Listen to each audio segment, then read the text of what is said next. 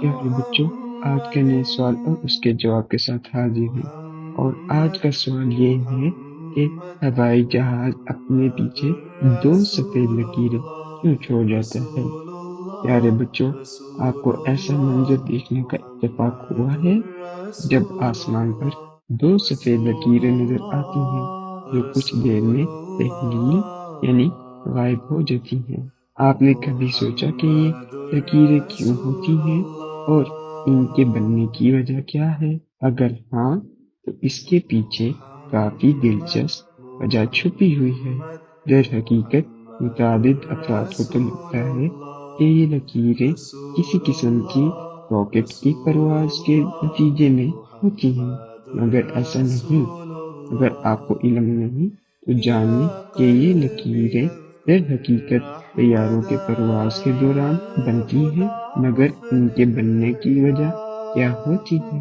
آسمان پر ان سفید لکیروں کو واٹر ٹریلز کہا جاتا ہے، اور یہ در حقیقت ایویشن فیول جلنے کا نتیجہ ہوتی ہیں۔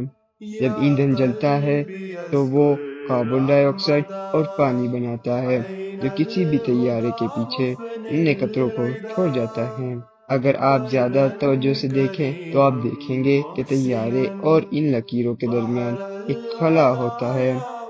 اس کی وجہ یہ ہے کہ گیس کو ان قطروں کی شکل میں ڈھلنے کے لیے کچھ وقت درکار ہوتا ہے۔ یہ طیارے کی بلندی، درجہ حرارت اور ہوا میں نمی پر منحصر ہوتا ہے کہ ان لکیروں کی موٹائی اور دورانیہ کتنا ہوتا ہے۔ پتلی اور جلد تحلیل ہونے والی لکیر کا مطلب یہ ہوتا ہے کہ بلندی پر ہوا میں نمی کم ہے، جبکہ موٹی اور دیر تک برقرار رہنے والی لکیر ہوا میں نمی کا نشانی ثابت ہوتی ہے۔ انوائرمنٹل پروٹیکشن ایجنسی کے مطابق ان لکیروں سے ابر آلود سطح بڑھتی ہے، جس سے زمین کے مجموعی درجہ حرارت پر اثرات مرتب ہوتے ہیں۔ ان لکیروں کے بادل سورج کی ریڈیشن کو پلٹا دیتے ہیں اور حرارت کو سطح پر چھوڑ دیتے ہیں، جس سے درجہ حرارت بڑھتا ہے۔ آسمان پر ان لکیروں کے دورانیہ کا انحصار درجہ حرارت پر ہوتا ہے، جس سے کئی بار وہ فوری طور پر غائب ہو جاتی ہیں، جبکہ کئی بار کچھ وقت تک برقرار رہتی ہیں۔ دلچسپ طور پر کئی مرتبہ یہ لکیریں سفید رنگ کی بجائے ہلکی گلابی، نارنجی یا سنہری رنگوں میں بھی دکھائی دیتی ہیں۔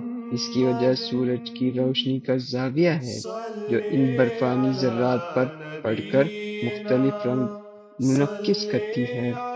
ماہرین کے مطابق کوئنٹرلز کا موسم اور ماحولیاتی تحقیق میں بھی استعمال ہوتا ہے، کیونکہ ان سے فضا میں نمی، ہوا کی رفتار اور آب و ہوا کی تبدیلیوں کا اندازہ لگایا جا سکتا ہے۔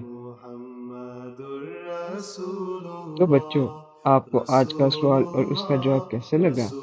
بچوں، اگر آپ کے ذہن میں کوئی سوال ہو تو آپ بھی مجھے لکھ سکتے ہیں۔ انشاءاللہ میں آپ کو اس کا جواب دوں گا۔ یہ مضمون بھجوایا گیا ہے آپ کے بھائی نبیل احمد کاشف، جرمنی سے۔